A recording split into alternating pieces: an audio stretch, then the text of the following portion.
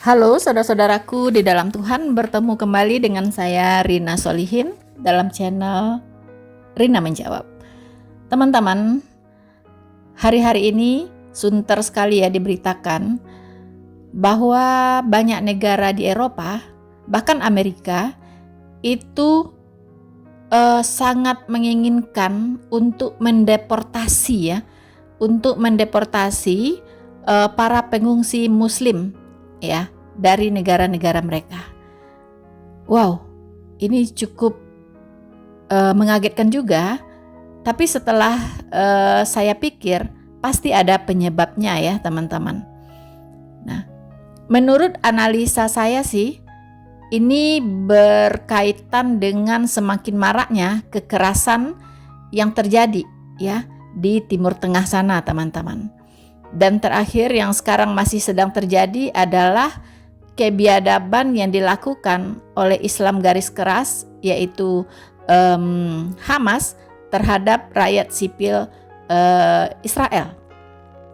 Nah, ini yang menyebabkan banyak negara-negara penerima pengungsi ya atau imigran, terutama negara-negara di Eropa dan Amerika itu menjadi khawatir teman-teman ya. Mereka menjadi khawatir jangan sampai itu terjadi di negara mereka. Nah, memang Jerman kalau di Eropa itu adalah negara yang paling seksi ya untuk tujuan imigran dari Timur Tengah teman-teman. Nah, mengapa? Karena Jerman ini tercatat sebagai negara yang punya perekonomian yang kuat ya. Perekonomiannya kuat, kemudian orangnya juga sangat demokratis dan memang membuka pintu untuk para pengungsi ya, dan orang-orangnya juga welcome untuk pengungsi teman-teman. Nah, selain dari itu, saya dengar di Jerman itu setiap pengungsi itu mendapat yang namanya bantuan keuangan ya dari sosial amnya ya. Itu kalau tidak salah 502 euro per bulan teman-teman. Kalau dirupiahkan itu sekitar 8,2 juta per orang per bulan. Nah, ini yang membuat Jerman terlihat seksi untuk tujuan berimigrasi ya atau mengungsi dari negara-negara asal teman-teman.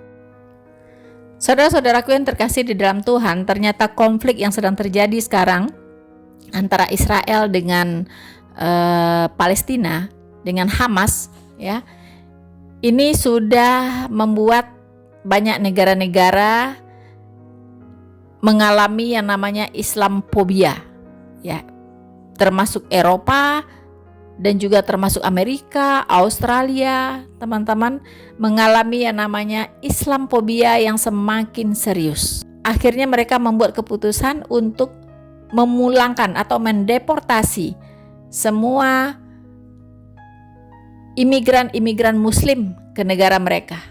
Adapun alasan yang menjadikan para pengungsi ini harus mengungsi dan tujuannya bukannya ke negara-negara terdekat yang ada di Timur Tengah, tapi mereka justru menyerbu negara-negara di Eropa dan Amerika. Mengapa teman-teman?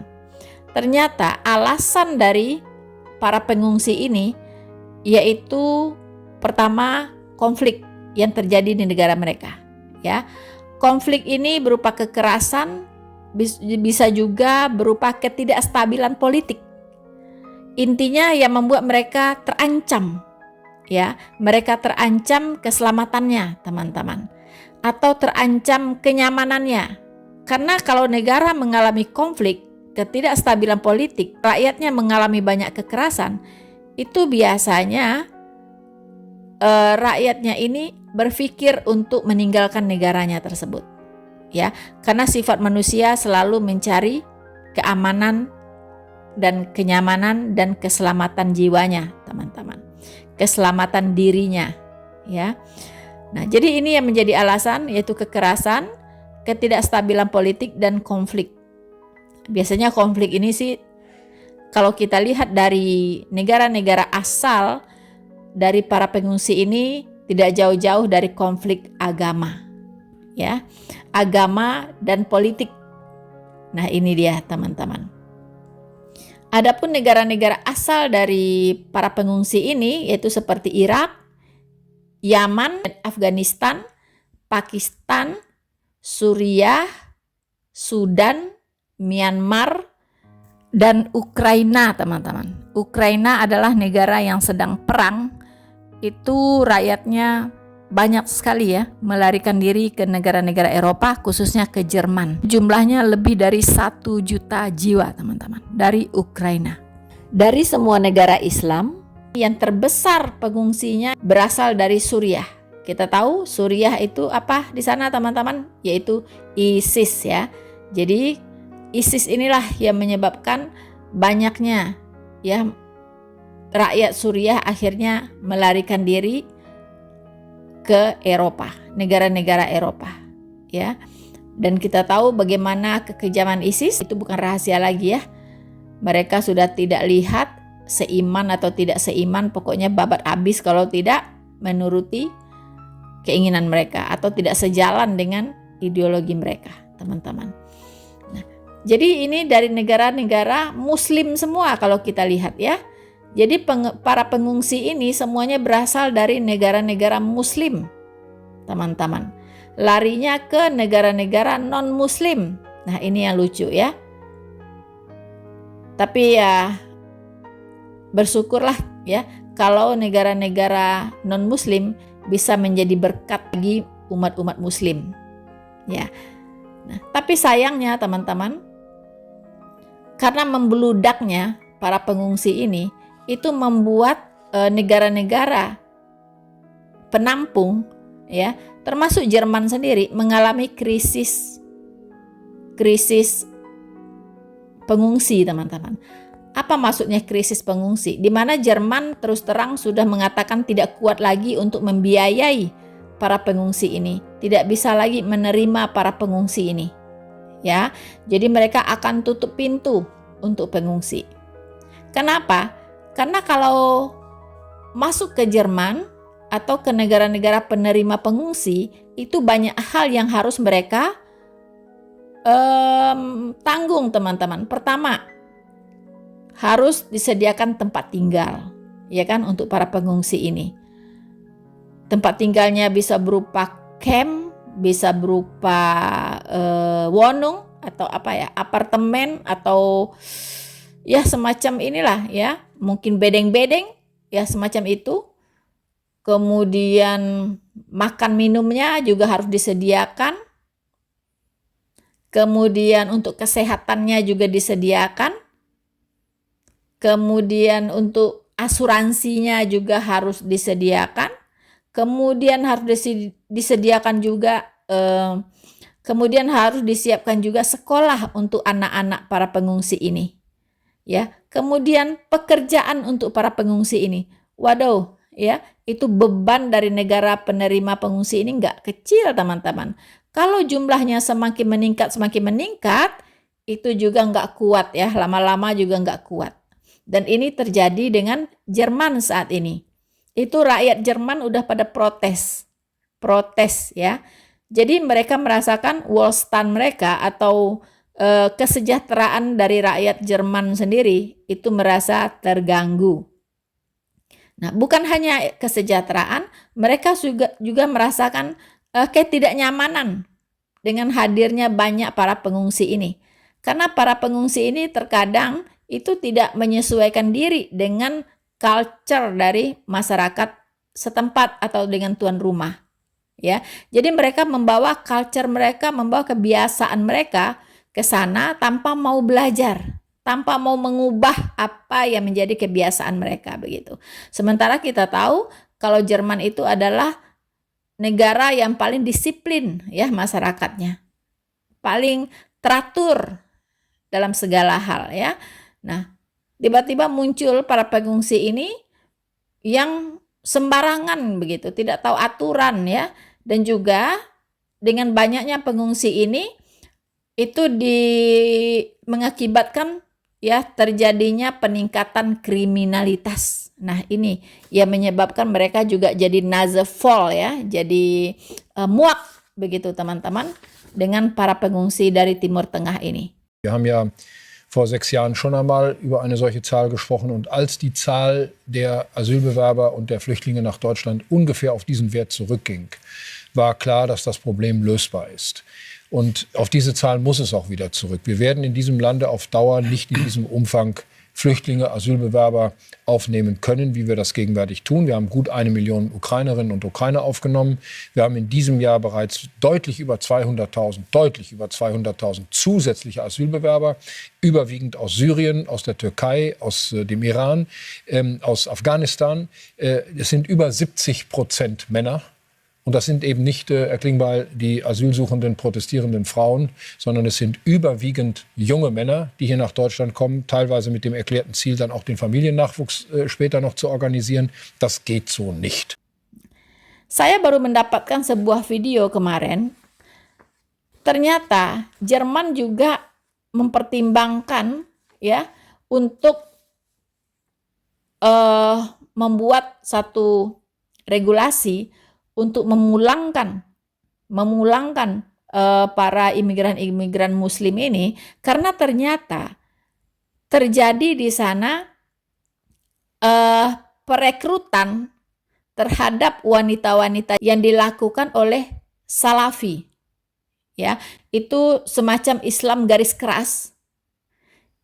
Jadi mereka itu merekrut, mungkin dirayu sedemikian rupa, kemudian dinikahi, kemudian diislamkan, kemudian mereka dibawa ke Suriah kalau tidak salah, yaitu ISIS ya. Jadi mereka ini ISIS ya. Recherchen der Welt am Sonntag zufolge soll in Berlin ein sogenannter Scharia-Keller existieren. Den soll eine radikal-islamische Salafistengruppe nutzen, um Kinder und Jugendliche zu rekrutieren und gefügig zu machen. Die Journalisten verfolgten die Spur der 17-jährigen Nisa aus Ludwigshafen und der 16-jährigen Sarah aus Innsbruck. Sie sollen sich dieser Salafistengruppe angeschlossen haben. Das berichten Aussteiger. Beide Mädchen sind seit mehr als einem halben Jahr verschwunden. Ternyata Islam garis keras sudah mengembangkan ideologinya di Jerman. Bahkan sudah memakan korban, teman-teman, yaitu menghilangnya 2 remaja ya di Jerman, direkrut oleh yang namanya Salafi, kelompok garis keras Islam, teman-teman. Dan sampai sekarang belum ditemukan. Nah, ini yang mereka mulai endus, teman-teman ya. Ini yang mengkhawatirkan. Nah, seperti di Australia. Australia juga akan memulangkan ya, akan mendeportasi banyak pengungsi-pengungsi Muslim. Karena apa? Karena di sana para pengungsi ini ingin mengembangkan yang namanya syariah. Nah, jelas orang-orang Australia pasti akan menolak dikembangkannya syariah di Australia. Nah, ini jadi mereka mengungsi bukan hanya untuk menumpang hidup ya, untuk mencari keamanan, tapi ingin juga mengembangkan ideologinya di sana begitu, teman-teman. Nah, ini yang parah gitu kan. Nah, inilah yang menyebabkan Jerman berpikir untuk memulangkan mereka. Dan fenomena lainnya adalah para pengungsi ini pemalas, teman-teman. Ya, mereka tidak mau bekerja. Ya, kenapa? Karena bayangkan saja, setiap bulan mereka diberikan uang santunan sebesar 502 euro. Itu sama dengan 8,2 juta per bulan per orang. Ya, kalau mereka misalnya suami istri, kemudian tambah 2 anak, biasa anak mereka banyak ya. Tambah 2 anak itu udah berapa? Makanya di sana cenderung ya terjadi fenomena bahwa mereka itu para pengungsi ini kerjanya cuma buat anak aja, memperbanyak anak supaya apa? Supaya banyak dapat santunan ini, uang santunan ini gitu. Kalau mereka misalnya punya 8 anak dengan suami istri 10 kali 8,2 juta udah berapa? Iya kan? Mereka bisa makan enak, mereka bisa tinggal di wonung, tinggal di apartemen yang bagus, mereka bisa beli mobil, mereka bisa berlibur, ya kan? Nah, ini teman-teman yang dilihat gejala-gejalanya, fenomena-fenomena yang tidak baik ya oleh pemerintah Jerman maupun masyarakat Jerman. Nah, ini yang berbahaya. Dan yang tadi terjadinya perekrutan oleh Islam-Islam garis keras untuk wanita-wanita Jerman sendiri, ya kan? Itu juga ancaman bagi negara Jerman. Ya. Kemudian tadi memanfaatkan santunan dengan memperbanyak diri, ya, dengan memperbanyak anak, teman-teman. Itu jelas sebuah kerugian bagi negara Jerman karena mereka tidak produktif, ya kan? Nah, kemudian sekarang meningkatnya Islamfobia ini yaitu dengan kasusnya Hamas dan Israel. Ya, bagaimana kejamnya mereka, ya sadisnya mereka, itu membuat Islamfobia ini semakin menggerogoti ya masyarakat Eropa, negara-negara Eropa maupun Amerika. Dan Amerika pun sudah bertekad ingin mendeportasi para pengungsi Muslim ya ke negara mereka. Saya tidak tahu apakah ini semua ataukah hanya yang ilegal. Iya kan? Mungkin kalau yang sudah legal di sana, sudah punya green card ya, atau kalau di Jerman sudah punya Ausweis yang legal gitu dari pemerintah Jerman, bisa jadi tidak. Tapi ilegal ini sepertinya akan semua dikembalikan ke negaranya. Dan ini sudah mulai dilakukan. Saudara-saudaraku yang terkasih di dalam Tuhan, satu fenomena lagi ya yang bisa dipetakan oleh masyarakat Eropa atau negara-negara Eropa penerima pengungsi, teman-teman, yaitu terlihat ada tendensi kesengajaan ya. Jadi ada misi politis ya dari negara-negara asal ya dengan membludaknya para pengungsi ke Eropa ini. Jadi negara-negara asal ini ya khususnya negara-negara Islam sengaja ya mengirim para pengungsi ini, ya kan? Mengirim para pengungsi ini untuk memenuhi negara-negara non-Muslim, teman-teman, untuk memperbanyak diri di sana. Begitu. Kenapa? Karena kalau kita lihat seharusnya para pengungsi dari Timur Tengah ini harus mengungsinya ke negara-negara Timur Tengah, gitu. Jaraknya dekat, tidak perlu mereka naik kapal sampai mati-mati di lautan ya, sampai ada yang tenggelam, ada yang karam kapal, sampai di pantai ditemukan ratusan jenazah juga ada gitu kan, saking mereka pengen mencapai Eropa gitu. Mengapa mereka tidak mengungsi ke negara-negara terdekat saja? Toh banyak juga negara-negara di Timur Tengah yang ekonominya bagus dan juga negara Islam gitu. Mengapa tidak ke sana? Mengapa harus ke Eropa? Mengapa negara-negara di Timur Tengah ini justru menutup pintu untuk pengungsi? Gitu. Seperti sekarang, banyak sekali rakyat-rakyat dari Gaza atau masyarakat dari Palestina ingin mengungsi ke negara-negara terdekat. Mereka tidak terima gitu. Ya kan? Mereka tidak menerima. Mengapa? Akhirnya nanti orang-orang dari Palestina ini larinya pasti ke Eropa lagi gitu. Pasti akan menyerbu Eropa lagi, teman-teman. Nah, ini. Jadi, sepertinya ada misi politisnya. Benar waktu itu ada demonstrasi ya di Berlin. Di situ para pengungsi ini berani loh. Ya, demo, teman-teman. Kemudian berorasi. Orasinya apa gitu? Dia bilang kami akan menguasai Eropa ini tidak dengan senjata, tidak dengan perang, tidak dengan pedang katanya, tapi dengan beranak pinak. Wow, ini sangat naif sekali ya. Dia berorasi di negara orang. Ya, seperti itu begitu. Bahkan teman-teman, saya kalau tidak salah pernah mendengar statement dari Erdogan ya. Itu dia mengatakan bahwa Eropa for Islam. Wow. Europe for Islam, teman-teman. Jadi memang sudah ada wacana ya, sudah ada agenda untuk mengislamkan Eropa, teman-teman. sangat bodoh sekali kalau saya pikir, ya. Jadi jangan heran kalau sekarang Jerman akhirnya memutuskan ingin mendeportasi mereka. Dari sinilah kita mengerti. Sekarang mata dunia terbuka. Nah, lalu akan terjadi tadi ya, silent Islamophobia itu ledak, saudara ya.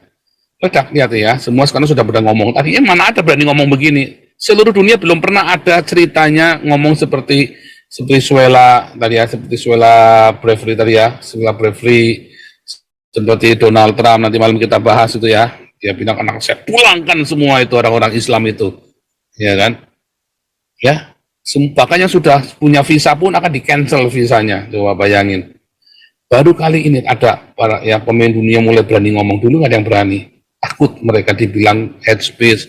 Ya, sekarang mereka berani. Di Belanda udah terang-terangan ya. Jerman sudah terang-terangan.